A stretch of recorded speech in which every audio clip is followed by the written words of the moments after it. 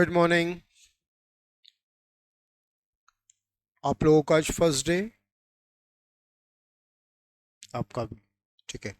आप कोई non commerce student 11 PCM PCB नहीं? कल बैच कल स्टार्ट हुआ है, आपको मालूम होगा आज सेकंड डे है। कल मैंने अपनी पूरी अकाउंट्स की स्ट्रैटेजी बताई थी, वो समझ लेंगे हम, वो कोई ज़रूरत नहीं है उसकी अभी एट प्रेजेंट। फिर हमने एक स्टार्टिंग की थी मीनिंग ऑफ अकाउंटिंग से। जो चीज़ कल मैंने पढ़ाई है वो पूरी मैं वर्ड टू वर्ड रिपीट कर रहा हूँ, ठीक है? तो आप पूरी तरह से अपडेट हो जाएंगे। तो एक डेफिनेशन आपको नोट करना होगी बेटा, मीनिंग ऑफ अकाउंटिंग। बेटा ऑनलाइन स्टूडेंट्स कोई भी न्यू स्टूडेंट हो तो कल जो मैंने पढ़ाया था वो मैं रिपीट कर रहा हूँ। Meaning of accounting,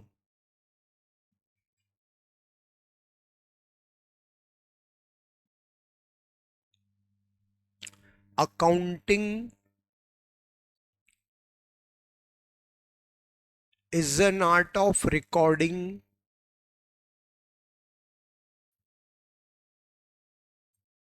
Accounting is an art of recording, classifying,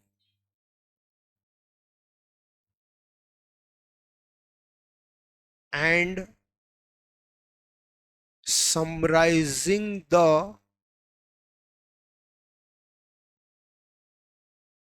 business transactions.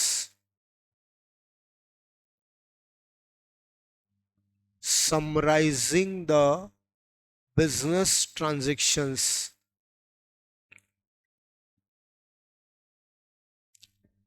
in money term, in money term, to find the final results of business,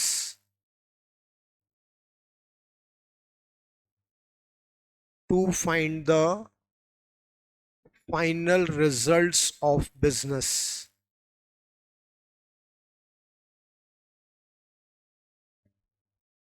इस डेफिनेशन से हम समझेंगे अकाउंटिंग क्या है और क्यों होता है। बिल्कुल जीरो से हम अपनी अकाउंटिंग सब्जेक्ट को स्टार्ट कर रहे हैं। पहला वर्ड आ रहा है इस डेफिनेशन में, ट्रांजैक्शन, बिजनेस ट्रांजैक्शन। एक ट्रेडर जो day to day business activities करता है वो सब उसके बिजनेस ट्रांजैक्शन होते हैं। जैसे वो गुड्स परचेस करता है, गुड्स सोल्ड करता है, कैश रिसीव करता है, कैश पेमेंट करता है, ये सब डिफरेंट डिफरेंट ट्रांजैक्शन, ठीक है? 3 स्टेप में अकाउंटिंग होती है। Accounting is an art of recording, classifying and summarising the business transaction. Recording होती है सबसे पहले, फिर क्लासिफिकेशन होता है, फिर समरी बनती है, ठीक है ना? रिकॉर्डिंग, रिकॉर्डिंग का मतलब होता है ट्रांजैक्शन को नोट कर लेना। To note down the transaction means recording the transaction, लिख लेना। बिजनेस में एक साल में हजारों ट्रांजैक्शंस होते हैं। हर ट्रांजैक्शन को ईयर एंडिंग डेट तक याद रखना है, क्योंकि हर ट्रांजैक्शन ईयर एंडिंग डेट के फाइनल अकाउंट को इफेक्ट करता है। फाइनल अकाउंट रिजल्ट बताता है। एक भी ट्रांजैक्शन भूल जाओगे तो रिजल्ट गलत आ जाएगा, फाइनल अकाउंट रॉन्ग हो जाएगा, रिजल्ट रॉन्ग हो जाएगा। इसलिए ट्रांजैक्शन भूलना नहीं है। अब प्रॉब्लम है, इतनी बड़ी क्वांटिटी के ट्रांजैक्शन ओरली याद रह नहीं सकते, तो इसका तरीका है कि लिख लिया जाए। ज्यादा बड़ी चीजें लिख कर याद रखते हैं, छोटी चीजें ऐਵੇਂ ही याद रह जाती, ठीक है ना? एक व्यक्ति का नाम है, आपको सुनकर ही याद रह जाएगा, लेकिन नाम के साथ मोबाइल नंबर है तो मोबाइल नंबर 10 डिजिट का याद नहीं होगा। तो फिर हम क्या करते हैं, अपनी फोन बुक में सेव कर लेते हैं कि नहीं? जैसे हम अपनी फोन बुक में एक मोबाइल नंबर सेव करते हैं, वैसे ट्रांजेक्शन लिख कर सेव कर लिया जाता है। और ये फंक्शन, जिस बुक में ट्रांजेक्शन को लिखा जाता है, रिकॉर्ड किया जाता है, उस बुक को अकाउंट ने नाम दिया है जर्नल। अकाउंट ने उस बुक को क्या नाम दिया है? Journal. Journal is primary book of business in which transactions are to be recorded chronologically. ये मीनिंग अभी आप मत नोट करिएगा, अपन आगे डिटेल में journal ledger trial balance chapter जब पढ़ेंगे तब नोट करेंगे। अभी ब्रीफ मीनिंग दे रहा हूं मैं आपको। रिकॉर्डिंग कहाँ होती है बस वो समझा रहा हूं। रिकॉर्डिंग का मतलब है ट्रांजेक्शन को नोट कर लेना, और जिस बुक में ट्रांजेक्शन नोट करते हैं उस बुक का नाम है जर्नल। तो जर्नल बिजनेस की पहली बुक है। इस बुक में सारे ट्रांजेक्शन डेट के ऑर्डर में नोट हो जाते हैं। आपके बिजनेस में 1000, 2000, 5000, 10,000 जितने भी ट्रांजेक्शन पूरे ईयर में हुए हैं उनको डेट के ऑर्डर में नोट कर लो। ये बुक है जर्नल। ठीक, पहला स्टेप है रिकॉर्डिंग, और जिस बुक में ट्रांजेक्शन की रिकॉर्डिंग होती है उसको हम कहते हैं जर्नल। अब दूसरा स्टेप है क्लासिफाइंग। क्लासिफाई करना है। हमने जर्नल में सारे ट्रांजेक्शन एक साथ लिख दिए, मतलब सारे ट्रांजेक्शन मिक्स हैं, ठीक है ना। अब लेजर में उन सभी ट्रांजेक्शन्स को क्लासिफाई कर लिया जाता है, अलग कर लिया जाता है, सेपरेट कर लिया जाता है। क्यों करते हैं सर ऐसा? एक ट्रेडर बिजनेस कर रहा है तो उसे ये मालूम होना चाहिए कि मैंने अभी तक कितनी वैल्यू का गुड्स परचेस कर लिया है, मीन्स परचेस अकाउंट का बैलेंस कितना है, कितनी वैल्यू का सेल कर लिया है, मतलब सेल का बैलेंस कितना है, कैश इन हैंड कितना है, किस किस पर्सन से कितना अमाउंट लेना है, किस किस पर्सन को कितना अमाउंट पे करना है। ये इंफॉर्मेशन जर्नल से नहीं मिलेगी, क्योंकि जर्नल में परचेस ट्रांजेक्शन अलग लिखे, सेल अलग लिखे, कैश अलग लिखे, ऐसा नहीं है। जर्नल में सारे ट्रांजेक्शन मिक्स हैं, एक साथ सारे ट्रांजेक्शन लिखे। अब एक ऐसी बुक की नीड है जिसमें सारे अकाउंट सेपरेट सेपरेट ओपन हो, और वो बुक कौन सी है? Ledger. Ledger is secondary book of business in which all accounts are to be open separately. Ledger second number पर बनती है, इसलिए अकाउंट ने उसको सेकेंडरी बुक बोला है। इस बुक में सारे अकाउंट सेपरेट सेपरेट ओपन हो जाते हैं। कैसे होते हैं? ऐसे होते हैं। ये लेजर एक बुक है 100, 200, 500, 1000 पेजेस की, ठीक है ना। अब इस बुक में आपने सबसे पहले परचेस अकाउंट बना लिया, कुछ गैप के बाद सेल अकाउंट बना लिया, फिर कुछ गैप के बाद कैश अकाउंट बना लिया, फिर पर्सन है सपोज राम और श्याम, इनके 1 बाय 1 अकाउंट बना लिए। सिर्फ 5 अकाउंट के नाम में लिख रहा हूं आपको समझाने के लिए। रियल लाइफ में 50, 100, 500, 1000 अकाउंट एक के बाद एक बनते जाते हैं। अब क्या करेगा वो बंदा? इस पहली बुक जर्नल में फर्स्ट पेज से लास्ट पेज तक अलग अलग पेजेस पर परचेस लिखा है, अलग अलग डेट पर परचेस हुआ, अलग अलग पेज पर परचेस लिखा है। जर्नल से वो परचेस उठाएंगे और लेजर में वो सारे परचेस एक साथ एक जगह लिख देंगे। ऐसी जर्नल के फर्स्ट पेज से लास्ट पेज तक जहां जहां सेल लिखा है वो सारा सेल सेल अकाउंट में लिख देंगे, कैश ट्रांजेक्शन कैश अकाउंट में लिख देंगे, राम के ट्रांजेक्शन राम अकाउंट में और श्याम के ट्रांजेक्शन श्याम अकाउंट में। ध्यान से देखिए क्या हो रहा है। जर्नल में सारे ट्रांजेक्शन मिक्स हैं, लेजर में उनका सेपरेशन हो गया, ठीक है ना। यही जो प्रोसेस है इसको अकाउंट ने नाम दिया क्लासिफिकेशन, ठीक है। और क्लासिफिकेशन लेजर में होता है। क्यों किया सर हमने ये? अब इसका पर्पस देखते हैं। सारे परचेस अकाउंट में लिखने के बाद परचेस अकाउंट का बैलेंस निकाल लेंगे। सब कॉमर्स स्टूडेंट हैं, आपको बैलेंस का मीनिंग मालूम है, दोनों साइड के टोटल का डिफरेंस, ठीक है। ये बैलेंस आ गया परचेस का। परचेस का बैलेंस आपको ये बता देगा कि इतनी वैल्यू का गुड्स परचेस कर लिया है।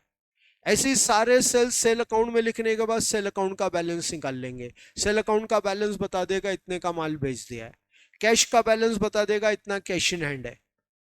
ये मैंने 2 नाम लिखे हैं, राम श्याम, ऐसे और भी बहुत सारे लोग होते हैं। ऐसे पर्सन जो आपको डेबिट बैलेंस दिखा रहे हैं, इसका मतलब है उस व्यक्ति से आपको पैसा लेना है। और जो व्यक्ति क्रेडिट बैलेंस दिखाता है, इसका मतलब क्या? उसको पैसा देना है। बेटा जी ये लेजर आपको हर एक इंडिविजुअल अकाउंट की बैलेंस पोजीशन बताती है। इस बैलेंस पोजीशन से ही ट्रेडर बिजनेस चलाता है। लेजर बैलेंस दिखाती है, बैलेंस बताती है, और बैलेंस से की हेल्प से ही बिजनेस चलते हैं। अगर एक ट्रेडर लेजर ना बनाए वो बिजनेस चला ही नहीं सकता। इतनी इंपॉर्टेंट बुक होती है लेजर, ठीक है। ये प्रोसेस है क्लासिफिकेशन। जिस बुक में क्लासिफिकेशन हो रहा है उसका नाम है लेजर। अब तीसरा और लास्ट स्टेप है समरी। मैंने अभी बोला 100 200 500 1000 पेजेस का ये लेजर है, पूरे ईयर डेट वाइज बनता है। और जो मैंने अभी बैलेंसिंग शॉर्ट वे में बता दी है वो सब ईयर एंड में बैलेंसिंग हो जाती है। साल का आखिरी दिन 31 मार्च ट्रेडर ने अपने सारे लेजर अकाउंट को क्लोज करके बैलेंसिंग कर लिया।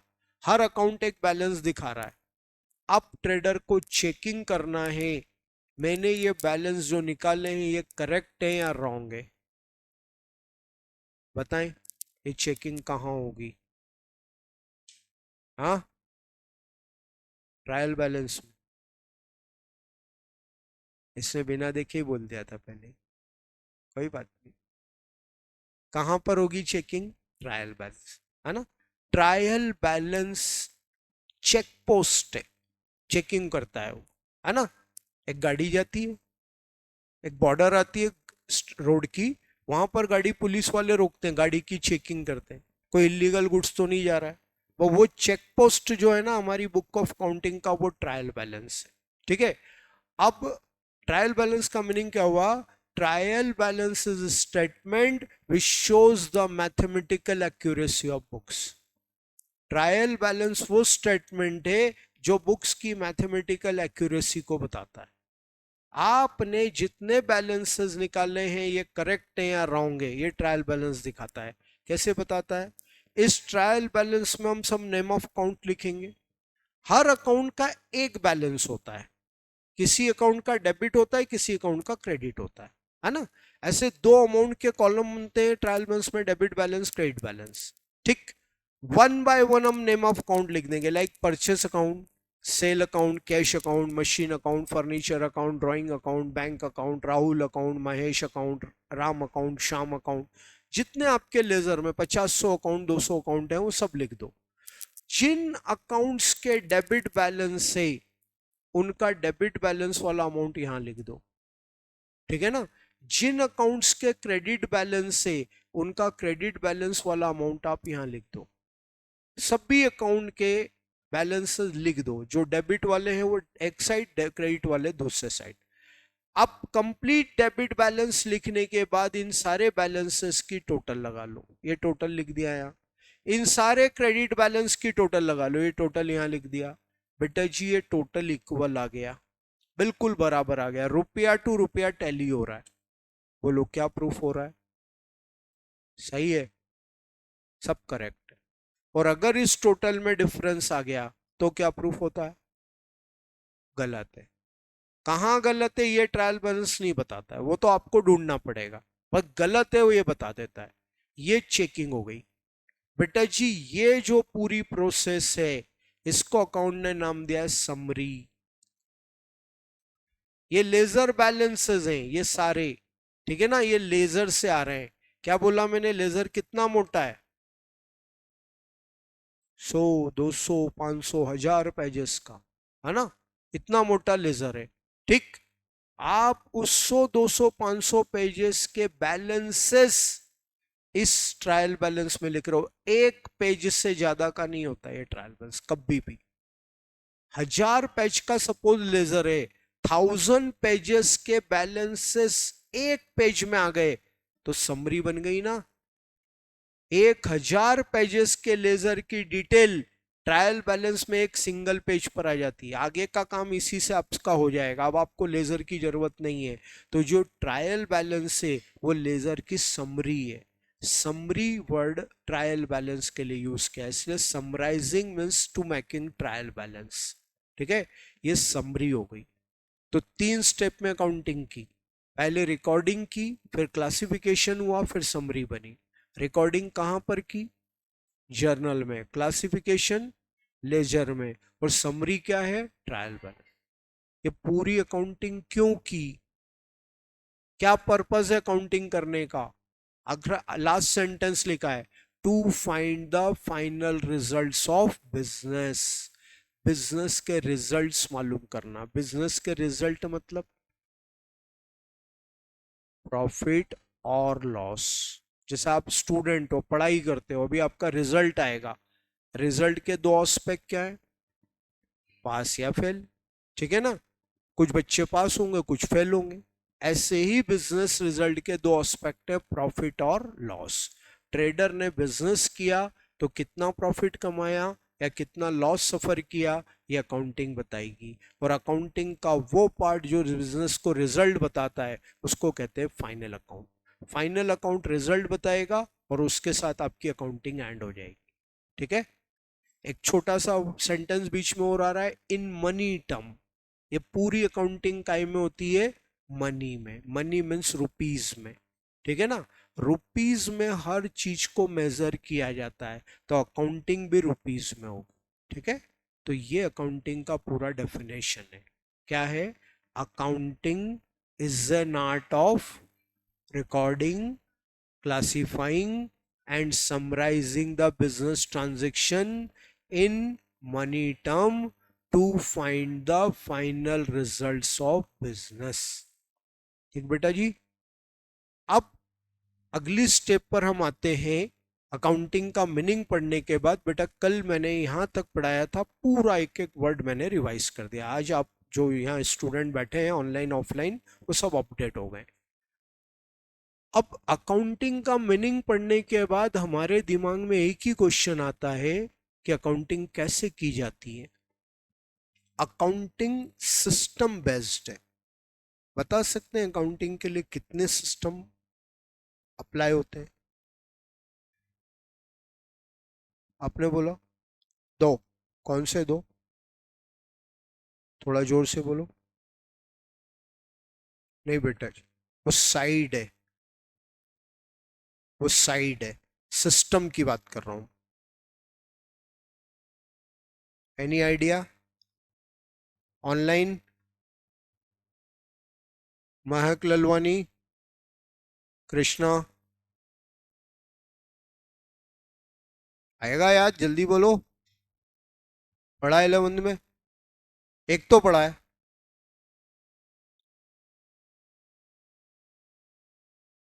डबल एंट्री सिस्टम, है ना। Single entry system and double entry system, याद आता है? ठीक है। अकाउंटेंसी ने अकाउंटिंग के लिए दो सिस्टम्स रेफर किए हैं। सिंगल एंट्री सिस्टम अगले 2.5 महीने बाद बात करेंगे इसकी। सिलेबस का पार्ट है। कल पूरा सिलेबस मैंने आपको बताया था। हमारे सीए फाउंडेशन के सिलेबस में से डिटेल में पढ़ना है। ठीक है। इसलिए अभी हम इसकी कोई बात नहीं करते। ठीक है। हर अकाउंटिंग की स्टार्टिंग होती है double entry system.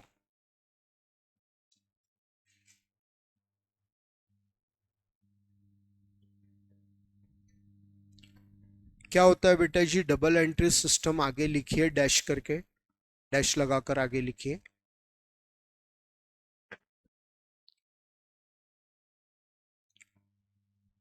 In this system,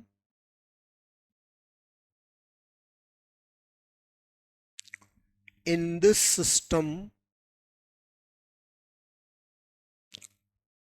each transaction affects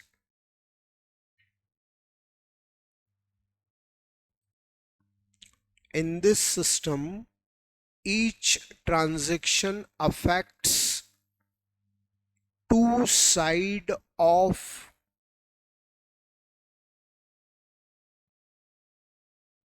two side of two accounts,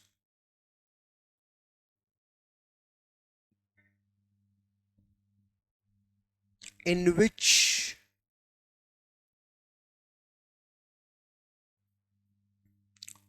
one account is to be debited, in which one account is to be debited and another account is to be credited.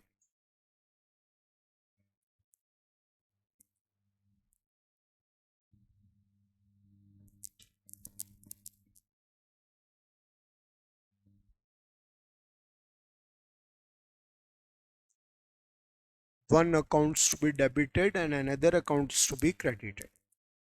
Okay बेटा, चलिए बिल्कुल ध्यान से समझेंगे एक एक चीज को।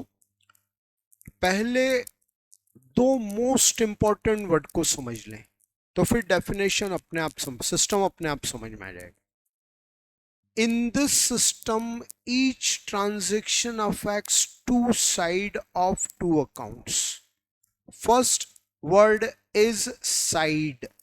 बहुत इंपॉर्टेंट नॉलेज है बेटा अकाउंटेंसी, और अनफॉर्चुनेटली 11th लेवल पर थोड़ा सा अवॉइड हो रहा है। ठीक है ना, कुछ चीजें 11th 12th की मुझे अच्छे से मालूम है, कहीं मेरा इंटेंशन आपको अंडर एस्टिमेट करने का नहीं होता है। ठीक है, मैं कभी किसी स्कूल का नाम लेकर, किसी टीचर का नाम लेकर ये बात कभी नहीं बोलूं। मेरे पास किस स्कूल का स्टूडेंट आता है?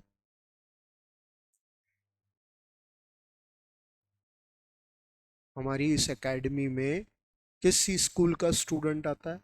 सारे स्कूल्स के स्टूडेंट आते हैं। इस एमपी में ऐसा कोई स्कूल ही नहीं होगा जिसका स्टूडेंट अभी तक हमारे पास नहीं आया। हर सेशन में एक एक स्कूल के 10 15 स्टूडेंट जो सीए करने के लिए बाहर जाते हैं वो आ रहे हैं। तो ना आपके टीचर ने आपको गलत पढ़ाया, मैं बिल्कुल ऐसा नहीं बोलूंगा। ठीक है, ना आपके रेफरेंसेस ने आपको गलत बताया। कुछ हद तक रेफरेंस गलत बता रही है, ये चीज 12th वाले सिलेबस में आ जाएगी, वो अलग बात हो गई। सिस्टम में चेंज आ गया।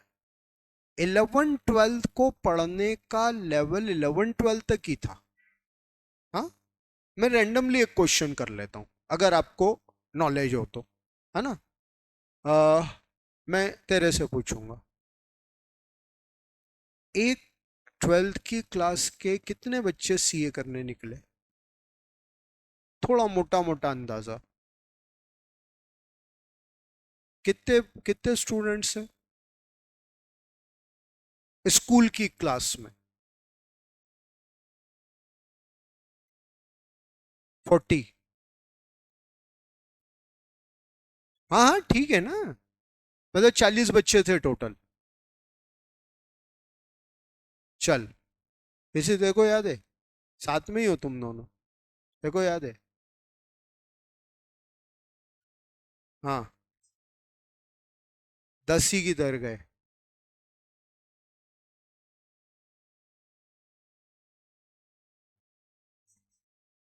10 ही है ना, 40 में से 10, 25% से डाउन।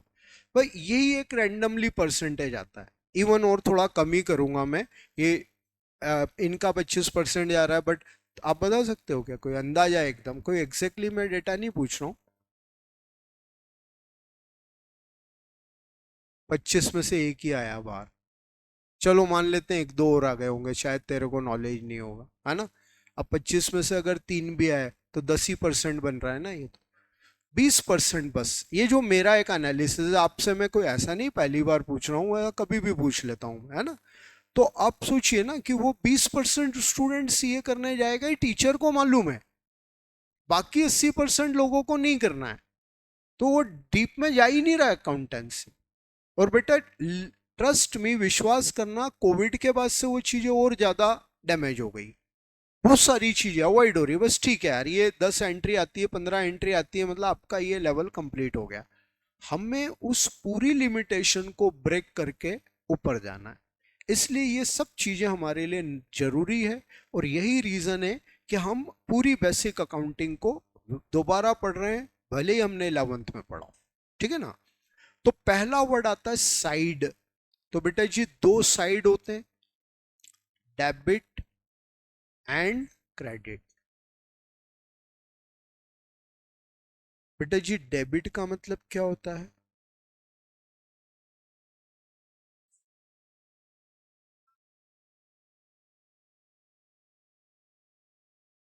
डेबिट नाम, नहीं हिंदी में नहीं, डेबिट वर्ड का मीनिंग। डेबिट को हिंदी में नामे बोलते हैं, ठीक है। अच्छा, क्रेडिट का मतलब?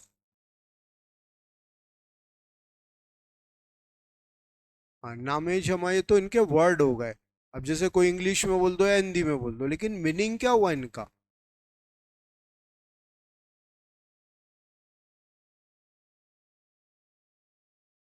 नहीं, वो एक पर्टिकुलर पॉइंट पर तक ही लिमिट रह जाएगा। ये वो दो पिलर्स हैं जिन पर पूरी अकाउंटेंसी बेस्ड है।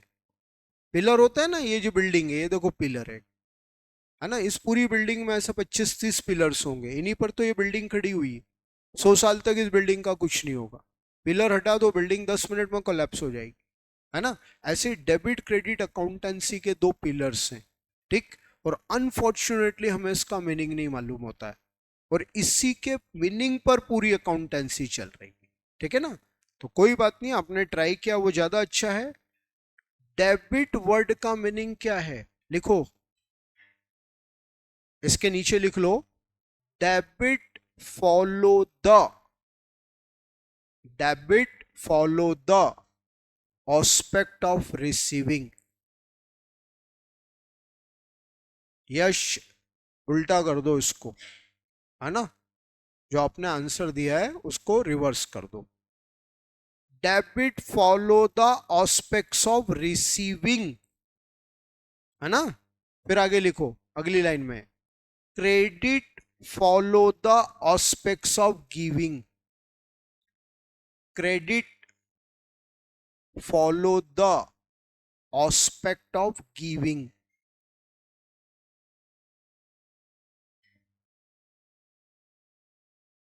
एक वर्ड में मीनिंग, डेबिट मीन्स रिसीविंग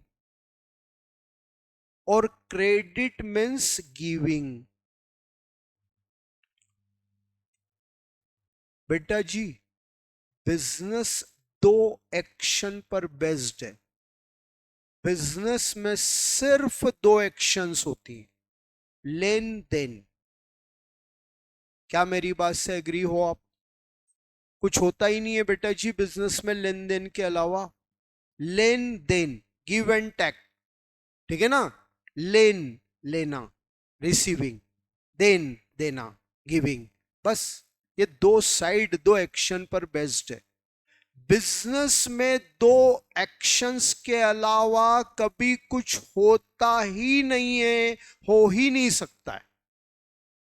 क्या करोगे, एक दुकान में गए आप, एक बिजनेस शॉप पर, भैया ये सामान दे देना। ट्रेडर के पॉइंट ऑफ व्यू से बात कर रहा हूं मैं, आपके हिसाब से बात नहीं करूंगा। अब दुकानदार क्या करेगा, आपको सामान देगा, है ना। सामान दिया, बदले में आपसे पैसा लेगा। देख लो, सामान दिया, पैसा मिला। वो खुद कहीं से होलसेलर से गुड्स परचेस करके ला रहा है, उसने सामान खरीदा, उसने पैसा दिया, ये हो गया।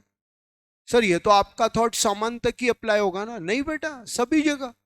अब मान लो यहाँ साफ सफाई करवानी, ये गंदा हो रहा है क्लासरूम, ठीक है ना। एक स्वीपर को बुलाया, यार भैया तू सफाई कर दे यार, कितने पैसे लेगा? उसने कहा 100 रुपए लूंगा। हमने कहा ठीक है, चल। अभी क्लास लगी नहीं है, ठीक है ना, लगने से पहले सफाई करवा ली, उसको 100 रुपए दे दिए। उसने हमें सर्विस दी। उसके हाथ में एक झाड़ू है, वो झाड़ू लगाने का काम करता है, मैं नहीं कर सकता हूँ, या कोई टीचर नहीं कर सकता है, ठीक है। उसने झाड़ू लगा दी, मतलब वो सर्विस दे रहा है, मैं उसको अपनी पॉकेट से मिलाकर निकाल कर 100 रुपए दे रहा हूँ। क्या है, गिव एंड टेक। बेटा जी बिजनेस में गिव एंड टेक के अलावा कुछ होता ही नहीं है, राइट है। और इन्हीं दो एक्शन पर ये दो साइड बेस्ड है, ठीक। इंग्लिश में टेकिंग का दूसरा सिनोनिम रिसीविंग है, तो डेबिट मीन्स रिसीविंग। आपके बिजनेस में जब भी कुछ मिलेगा उस समय आप डेबिट वर्ड यूज करेंगे, ठीक है ना। क्रेडिट मीन्स गिविंग, जब आप अपने बिजनेस से कुछ देंगे उस समय क्रेडिट वर्ड यूज करेंगे। इन दो साइड का ये मीनिंग अच्छे से माइंड में रखना, ठीक है बेटा जी। चलो अब एक दूसरा word, two side of two accounts. अगला वर्ड है अकाउंट्स। बता सकते हैं कितने टाइप के अकाउंट्स होते हैं? टाइप्स ऑफ अकाउंट तीन। तीन कौन से? Personal account, real account, nominal account. हाँ बेटा, तीन होते हैं, अदिति पॉल, तीन। पर्सनल, रियल, नॉमिनल, ठीक। तीनों के बारे में मालूम है? क्या होता है पर्सनल अकाउंट? जो किसी पर्सन से रिलेटेड है ना। बिजनेस किसके साथ होता है? बिजनेस किसके साथ होता है? पर्सन के साथ। अभी जैसे मेरी एक क्लासरूम है, मैं किसको पढ़ा रहा हूँ? आप लोगों को पढ़ा रहा हूँ, आप स्टूडेंट्स हो, पर्सन हो। ऐसी दुकान में हम माल बेचेंगे तो किसको बेचेंगे? कस्टमर को। हम खरीदेंगे सप्लायर से, तो ये कस्टमर सप्लायर ये कौन है? पर्सन। ठीक है ना?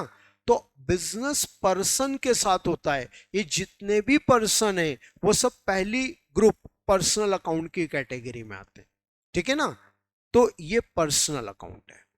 दूसरा अकाउंट होता है रियल अकाउंट। बताओ क्या आता है इसमें? गुड्स। और एक और चीज आती है, असेट्स। गुड्स और असेट्स दोनों में क्या डिफरेंस है? रीसेल पर्पस से जो परचेस किया, पुनः बेचने के उद्देश्य से जो खरीदा, वो क्या है? Goods, commodity. और यूज करने के पर्पस से जो खरीदा, वो क्या है? असेट्स। है ना? यू रीसेल पर्पस से जो परचेस किया वो गुड्स है, ओके। और यूज करने के पर्पस से जो परचेस किया है वो असेट्स है। बताओ ये टेबल क्या है? कुछ भी हो सकती है। अभी ये टेबल नाट्य एकेडमी की क्लास में रखी है, तो ये क्या है? असेट्स। असेट्स हो गई ना, क्योंकि नाट्य एकेडमी तो यूज कर रही है उसको। है ना? 5 साल पहले खरीदी थी, 5 साल से चल रही है, और अगले 5 साल चलती रहेगी आराम से। एसेट्स हो गई। यही टेबल किसी फर्नीचर की दुकान में रखी है, वो गुड्स बन जाएगी। बेटा जी, किसी वस्तु पर कोई टैग नहीं लगाए कि वो वस्तु है कि वो एसेट्स है। यूज करने पर डिपेंड करता है। आपने अपने घर के लिए कार खरीदी, कार क्या है? एसेट्स है। वही कार कार शोरूम वाले के लिए क्या है? वो गुड्स है। ये गुड्स और एसेट्स, इन्हें कहते हैं कमोडिटी, वस्तुएं। इनका अकाउंट जो है रियल अकाउंट में आता है। ठीक है ना बेटा? व्यक्ति कहां आ गए? पर्सनल अकाउंट में। और वस्तुएं कहां आ गई? रियल। अब जैसे कैश, कौन सा अकाउंट है? ना ना ना, कैश रियल है। कैश वस्तु की तरह से है कि नहीं? वस्तु की तरह से मतलब कमोडिटी, वस्तु जो लेन देन के काम आती है। आपको 1,000 रुपए किसी को देना है, आप दे दोगे। 1,000 किसी से लेना है, मिल जाएगा। वस्तु की तरह से डील हो रहा है। राइट है? तीसरा, नॉमिनल अकाउंट।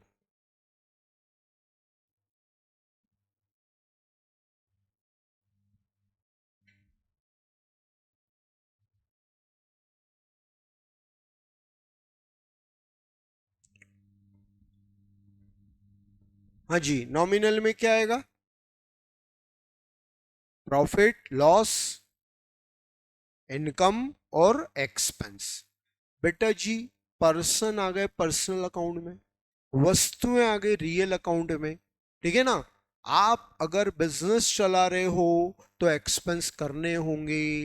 बिना एक्सपेंस के बिजनेस नहीं चलता है। बिजनेस चला रहे हो तो इनकम भी होगी, ये भी जरूरी है। और बिजनेस कर रहे हो तो प्रॉफिट या लॉस भी कंपलसरी। ठीक है ना? तो ये चारों फैक्टर, एक्सपेंस, इनकम, प्रॉफिट और लॉस, ये चारों काय में आ जाएंगे? Nominal account. ऐसे अकाउंटेंसी ने अकाउंट को 3 टाइप में सेग्रीगेट किया है: personal account, real account, nominal account. Personal account जो पर्सन से रिलेटेड है, रियल अकाउंट जो कमोडिटी एसेट से रिलेटेड है, और नॉमिनल अकाउंट जो एक्सपेंस, इनकम, प्रॉफिट, लॉस से रिलेटेड है। ठीक बेटा जी? अब अपन डबल एंट्री सिस्टम का डेफिनेशन कंप्लीट करेंगे। पहले मैंने 2 वर्ड का आपको मीनिंग बताया। पहला पर्सन आपका साइड, 2 साइड होते हैं, डेबिट क्रेडिट। फिर अकाउंट 3 होते हैं, पर्सनल, रियल, नॉमिनल। अब डबल एंट्री सिस्टम का मीनिंग क्या बनता है? In this system each transaction affects 2 side of 2 accounts. बेटा लिख लिया अभी अपन ने ऊपर। डबल एंट्री सिस्टम अब मैं कंप्लीट कर रहा हूं। In this system each transaction affects 2 side of 2 accounts.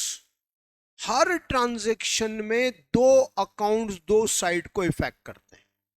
कितने अकाउंट है बेटा? 3 है। और 3 में से 2 इफेक्ट होंगे। डिपेंड करता है ट्रांजेक्शन के नेचर पर। किसी ट्रांजेक्शन में पर्सनल रियल दो अकाउंट इफेक्ट हो रहे हैं, किसी में रियल नॉमिनल दो इफेक्ट हो रहे हैं, किसी में पर्सनल नॉमिनल दो। हर ट्रांजेक्शन में दो अकाउंट दो साइड को इफेक्ट करते हैं। अब दो अकाउंट दो साइड को कैसे इफेक्ट करेंगे? कोई एक अकाउंट डेबिट हो जाएगा और दूसरा अकाउंट क्रेडिट हो जाएगा। जो दो अकाउंट इफेक्ट होंगे उनमें से कोई एक डेबिट होगा और दूसरा क्रेडिट होगा, तो डबल एंट्री सिस्टम मैच हो जाएगा। एक डेबिट एक क्रेडिट, जितना रिसीविंग उतना गिविंग, दोनों इक्वलाइज हो गए। ठीक है ना? गिव एंड टेक हमेशा इक्वली होना चाहिए। सपोज मेरी एक दुकान है, आप मेरे पास आए, भैया मुझे ये सामान दे दो। अब आपने 100 रुपए दिए, मैं आपको सामान 90 के बराबर दूंगा, आप लोगे ही नहीं।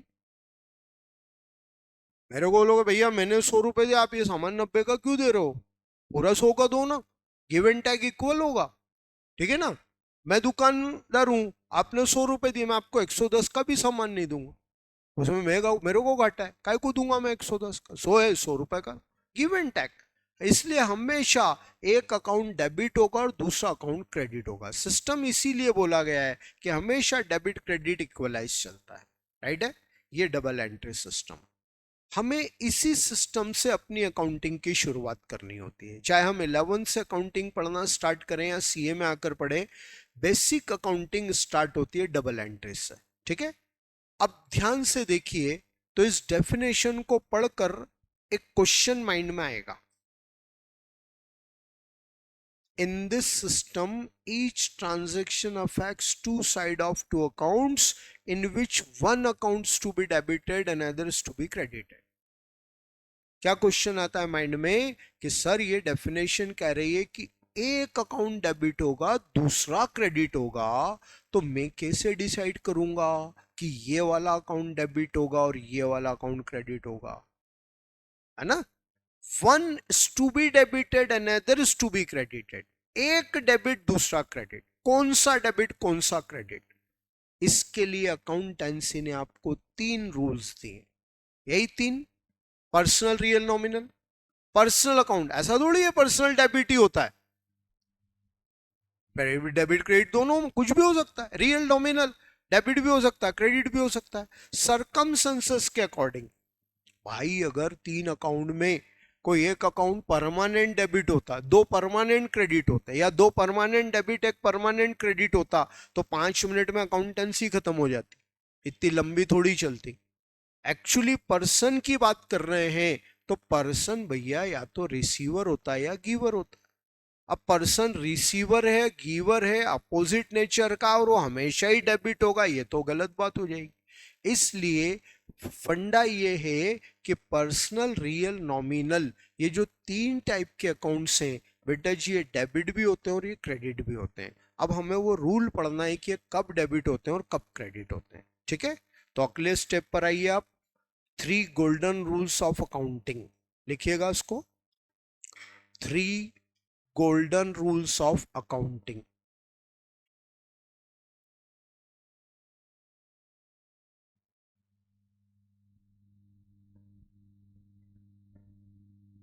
Number 1, personal account. बताएं रूल, बोलो। नहीं? हाँ जी, यही, debit the receiver and credit the giver.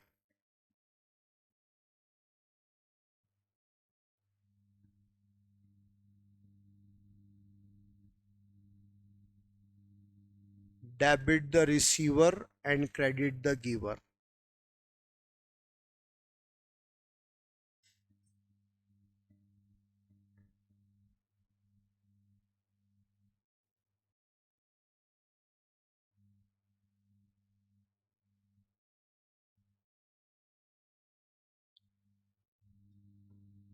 Okay बेटा, क्या कह रहा है rule? Debit the receiver and credit the giver.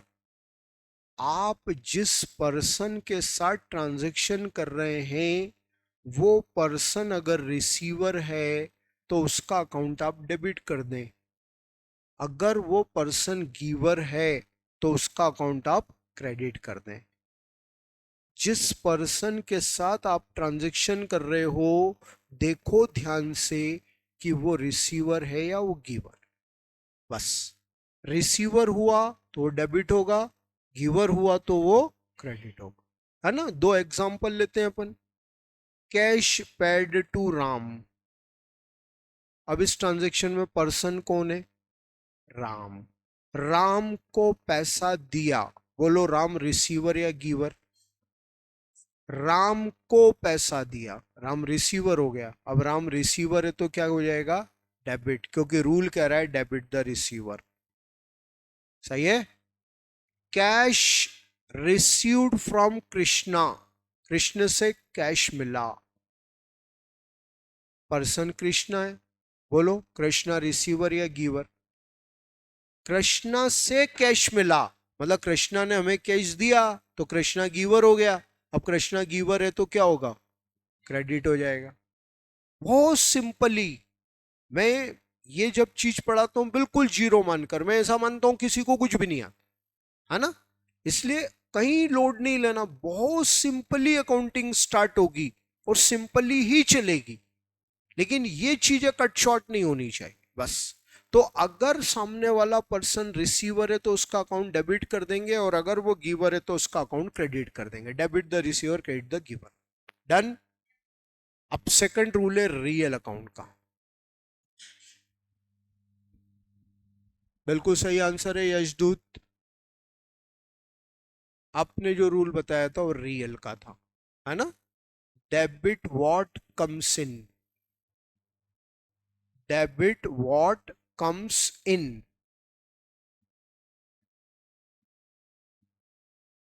Credit what goes out.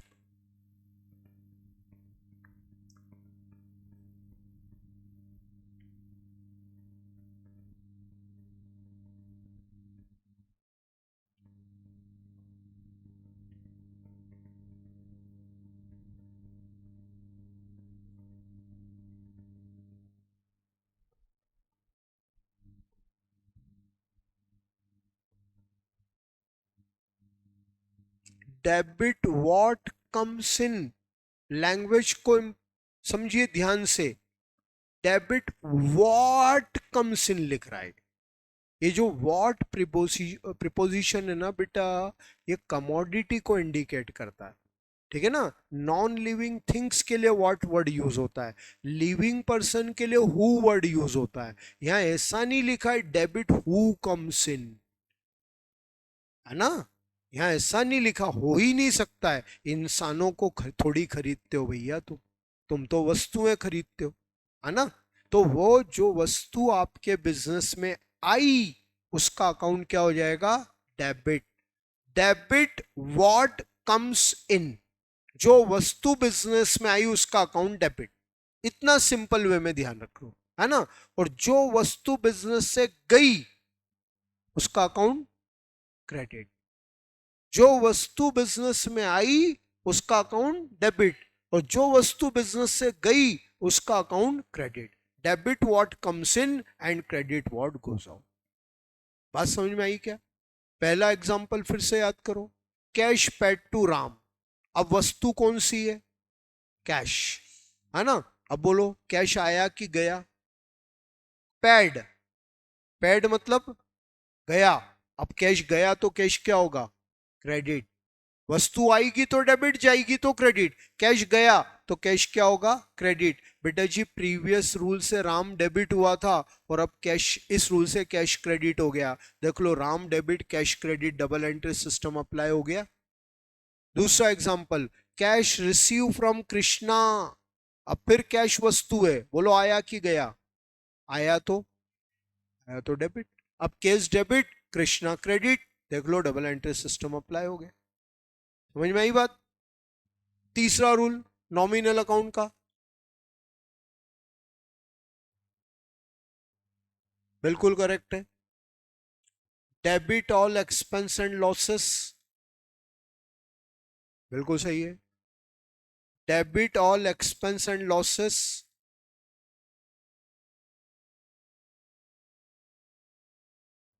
Credit all income and gains, GAINS, credit all income and gains.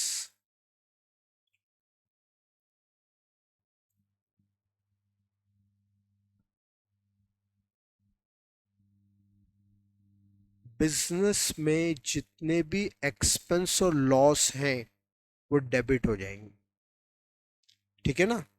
कुछ example expense के, salary paid, salary पे करते हैं, सैलरी एक्सपेंस है। रेंट पेड, रेंट एक expense है। Wages paid, मजदूरी expense है। ये सब एक्सपेंस है, ठीक है ना, डेबिट हो। लॉस बाय फायर, आग लग गई, लॉस हो गया, लॉस है, क्या होगा, debit. Debit all expense and losses. वहीं पर इनकम और गेन हो जाए तो क्रेडिट हो जाएगा। जैसे रेंट रिसीव्ड, किराया मिला, दिया तो एक्सपेंस और मिला तो इनकम। इंटरेस्ट रिसीव्ड, ब्याज मिल गया, इनकम, है ना। ऐसी कोई एसेट बेची, उस पर प्रॉफिट हो गया, profit on sale of assets, क्या है ये, गेन। तो ये इनकम और गेन है तो ये क्रेडिट हो जाएगी। तीन रूल्स बेटा, पर्सनल, रियल, नॉमिनल, इन तीन रूल्स से अकाउंटिंग चलती, ठीक। इन तीन रूल्स को किसने बनाया बता सकते हो?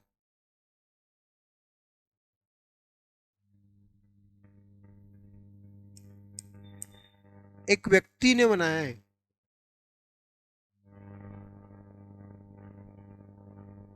क्या नाम है उसका?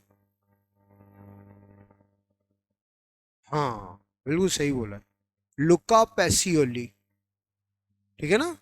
कई जगह उसका प्रोनाउंसिएशन लुकास पैसियोली है, एग्जैक्टली लुका पैसियोली है, ठीक है ना। ये एक इकोनॉमिस्ट था, 300 साल पहले इसने इकोनॉमिक्स की एक बुक लिखी, उसमें उसने डबल एंट्री सिस्टम को एक्सप्लेन किया, जो भी हम समझ कर आए। लुका पैसियोली ने अपने डबल एंट्री सिस्टम में तीन टाइप के अकाउंट क्लासिफाइड किए और उसी ने ये तीन रूल्स बनाए, उसी के बाद से ये अकाउंटिंग स्टार्ट हुई है। तो ऐसा कहा जाता है कि डबल एंट्री सिस्टम को इन्वेंट करने वाला बंदा पहला लुका पैसियोली है, ओके। लेकिन उसकी कही हुई बात 200, 250, 300 साल पुरानी हो गई। तो बेटा जी बहुत पुराना टाइम हो गया है, और पुरानी चीजों को हम कहते हैं ट्रेडिशनल, पुरानी चीजों को कहते हैं ट्रेडिशनल, ठीक है ना। जब मतलब आज एक मेल पर्सन शर्ट पैंट पहन रहा है, टी शर्ट डेनिम पहन रहा है, तो पुरानी ये ड्रेस नहीं थी, है ना। इसलिए इस कपड़े को, इस ड्रेस को मॉडर्न ड्रेस बोलते हैं, राइट। और वहीं पर अभी मैंने कुर्ता पजामा पहना हुआ है, या और पुराने लोगों की तरह से धोती एंड कुर्ता पहना हुआ है, जो मेल धोती आती है, तो वो ट्रेडिशनल ड्रेस हो गई कि नहीं हो गई? क्योंकि पुराना जो ड्रेस सिस्टम था एक मेल पर्सन में वो ये था, एक लड़की, एक लेडी साड़ी पहनती है वो ट्रेडिशनल ड्रेस है, और वहीं पर वो कोई दूसरी ड्रेस पहन रही है तो मॉडर्न ड्रेस है। ऐसे ही ये रूल 300 साल पुराने, तो ये ट्रेडिशनल रूल हो गए, परफेक्ट है, मैं कोई क्रिटिसाइज नहीं करूंगा। पूरा यूज होगा अकाउंटेंसी में, अकाउंटेंसी का 90% पार्ट इससे डील होगा। बट बेटा जी 10% पार्ट पर ये तीन रूल फेल हो जाते हैं, काम नहीं आ पाते, लगते ही नहीं है बेचारे, हाँ, लगते ही नहीं है। अरे वो महिला साड़ी पहनकर काम कर रही है, चलेगा, साड़ी पहनकर वो प्लेन थोड़ी उड़ा सकती है, वो पायलट थोड़ी बन सकती है। वो साड़ी पहनकर किसी आर्मी पर्सन की तरह फाइट थोड़ी कर सकती है। वहां तो उसको उसकी के अकॉर्डिंग ड्रेस चाहिए, वहां मॉडर्न सिस्टम को अप्लाई करना पड़ेगा। अकाउंटेंसी में बस यही चीज है। अब जैसे एक क्वेश्चन है मेरा, आपको आंसर दीजिएगा। Started business with cash, entry बताओ। Cash debit to capital, cash to capital. अब बताओ कैपिटल क्रेडिट क्यों हुआ?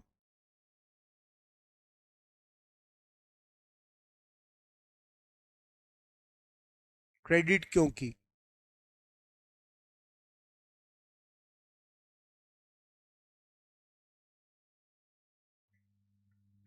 कैपिटल इनकम नहीं है बेटा।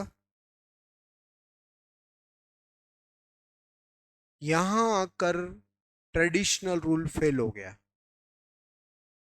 फिर मैं अपनी क्लैरिटी दे दूं, कहीं ऐसा मीनिंग मत निकालिएगा कि मैं आपको अंडर एस्टिमेट करता। मेरा बिल्कुल फिक्स सिस्टम है आपको रियलिटी बताने का कि कहाँ कुछ चीजें समझ में छूट गई, जिस पर आज आप काम करके कुछ नई चीज गेन कर रहे हो, है ना। कुछ भी नहीं, अपने को यहाँ आकर आप सब कवर हो जाएगा। और आपको क्या आता है ये मुझको अच्छे से मालूम, सिर्फ आपको एहसास कराने के लिए कि यहाँ हमें जरूरत पड़ेगी। अब 11th में कम से कम, मिनिमम टू मिनिमम बात कर रहा हूं हर पर्सन के लिए, 10 क्वेश्चन तो एटलीस्ट सबने किए जिसमें बार बार एक ही एंट्री है, cash to capital, cash to capital, cash to capital. ज्यादा होंगे उससे कम किसी के पास भी नहीं हो। तो बेटा जी, जब 10 बार एक ही एंट्री बार बार आई तो इनडायरेक्टली हमने उसको रट लिया है। मैं नहीं बोलूंगा 100% बच्चों के साथ थॉट है, 75 to 80% बच्चों की ये प्रॉब्लम हो। लेकिन अब सीए ये कहता है कि भाई अब तू पढ़ ले यार, कैपिटल क्रेडिट क्यों हुआ, वो तेरे को लॉजिक क्लियर होना चाहिए। ये लॉजिक ही आगे की एडवांस अकाउंटिंग को आपको समझाते हैं। अब यहाँ ट्रेडिशनल रूल फेल हो गया, ट्रेडिशनल नहीं लगेगा, यहाँ लगता है मॉडर्न रूल। अभी मैं नोट कराऊंगा आपको, अभी पहले समझना। मॉडर्न रूल बिल्कुल सिंपल सा और छोटा सा एक रूल है। क्या कहता है वो? Debit all assets account, credit all liability account. आपके बिजनेस में कुछ असेट्स होती हैं और कुछ लाइबिलिटी होती है। असेट्स मतलब property owned by business are assets. जो जो संपत्तियां व्यापार के स्वामित्व में है वह असेट्स है। ये बिल्डिंग नाहटा एकेडमी की अपनी बिल्डिंग है, तो ये नाटा एकेडमी की एसेट्स हो गई। ये सारा फर्नीचर एकेडमी का, ये उसकी एसेट्स हो गई। ये ऐसे इलेक्ट्रॉनिक इक्विपमेंट हर क्लासरूम में लगे हुए हैं, ये इसकी एसेट्स हो गई। ये प्रॉपर्टी ऑन की हुई है एकेडमी ने, है ना। ऐसे हर बिजनेस के पास एसेट्स होती है, तो वो एसेट्स जो भी होती है उनके अकाउंट क्या होते हैं? Debit. Assets account debit nature के होते हैं। और ऐसे ही जो लाइबिलिटीज है वो क्रेडिट होती है। लाइबिलिटी का क्या मीनिंग होता है? जो पैसा बिजनेस के द्वारा किसी को लौटाया जाना है। जो पैसा बिजनेस के द्वारा किसी को लौटाया जाना है, amount which has to be repayable by business. Business में पैसा लगा है, वो पैसा किसने लगाया? बिजनेस उसी पर्सन को पैसा लौटा देगा, वो लाइबिलिटी होती है। ठीक है ना। बिजनेस में सबसे पहले पैसा कौन लगाता है? Businessman, proprietor, owner. यस और नो? सबसे पहला पैसा कौन लगाता है? ऑनर खुद लगाता है ना, उसी का ही बिजनेस है वो। तो ऑनर ने जो पैसा बिजनेस में लगाया उसको बिजनेस क्या बोलता है? क्या नाम देता है? कैपिटल। क्या नाम देता है वो? कैपिटल। कैपिटल मतलब ऑनर ने जो पैसा बिजनेस में इन्वेस्ट किया। कैपिटल बिजनेस के लिए क्या हो गई बेटा जी? लाइबिलिटी। और मॉडर्न रूल क्या कहता है? लाइबिलिटी अकाउंट क्या होते हैं? क्रेडिट।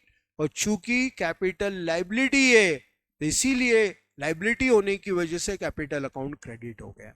ठीक है ना।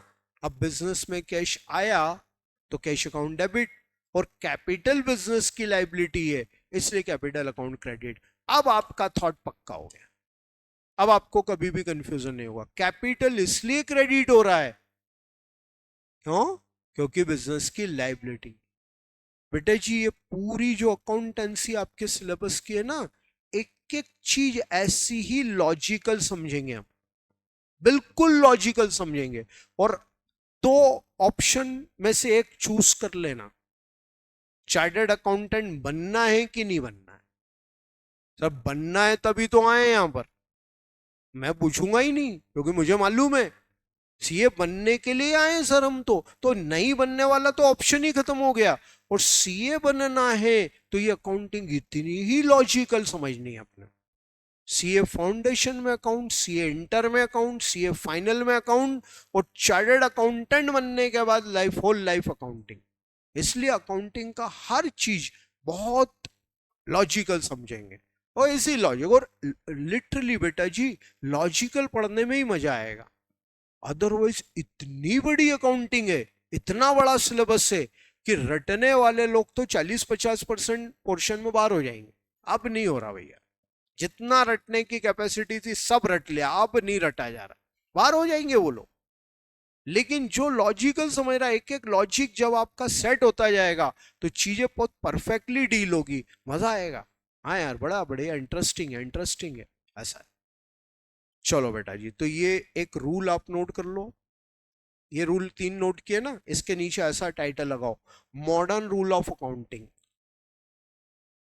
Modern rule of accounting.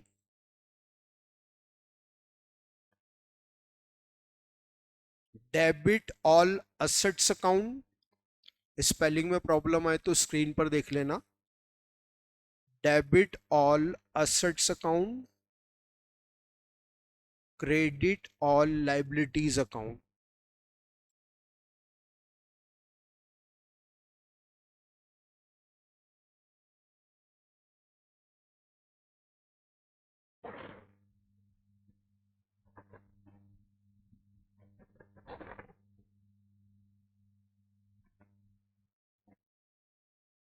Okay बेटा, चलो। तो बेटा जी ये बेसिक पोर्शन है हमारा अकाउंटेंसी का, ठीक। रूल्स बहुत अच्छी तरह से आपको क्लियर हैं, जो आप आंसरिंग कर रहे हैं उस हिसाब से। मॉडर्न रूल को एक दो बार और रिवाइज कर लेना आप, तो बस कल से हम स्टार्ट करते हैं अपना जर्नल। ठीक बेटा, चलो गुड डे। ठीक लग रहा है सबको? बढ़िया। लैंग्वेज वाली प्रॉब्लम अगर किसी के साथ है हिंदी मीडियम, तो बेटा मत सोचना ज़्यादा। पहली बात ये सुन लेना, आईसीआई का क्लियर नॉर्म्स है, अकाउंटेंसी का मेन एग्जाम का पेपर प्योर इंग्लिश में आता है, आपको हर चीज इंग्लिश में लिखना है। जो अकाउंट्स के साथ थियरी क्वेश्चन होंगे वो हिंदी में लिखने की हिंदी मीडियम को परमिशन होती है, कोई प्रॉब्लम नहीं, लेकिन न्यूमेरिकल क्वेश्चन इंग्लिश में करना है। आप जिसका हिंदी मीडियम है थोड़ा पैशंस रखना, हर साल कुछ स्टूडेंट हिंदी मीडियम के आते हैं, पैशंस रखने वाले स्टूडेंट सक्सेसफुली सब क्लियर कर ले। तो थोड़ा प्रॉब्लम आएगा स्टार्टिंग में, हाँ ये हो जाएगा मैनेज। आगे की पूरी अकाउंटेंसी, चाहे आप इंटर में जाएंगे चाहे फाइनल में जाएंगे, और रियल लाइफ की, बेटा इंग्लिश के अलावा होती नहीं। इसलिए 4 साल पहले तक इंस्टीट्यूट का रूल था कि हिंदी मीडियम स्टूडेंट को अकाउंट में हिंदी में करने की परमिशन देते थे, चार भी क्या 5 साल हो गए, बंद कर दिया हूं। अब प्योर इंग्लिश में चलेगा, इसलिए कोई भी व्यक्ति लोड न ले, जो चल रहा है वो सब समझ में आ जाएगा, अभी भी आ रहा है, आगे और अच्छे से क्लियर होता जाएगा। थोड़ा सा लैंग्वेज चेंज में आपको पेशेंस रखना है। चलो बेटा, कल मिलते हैं अपन, गुड डे।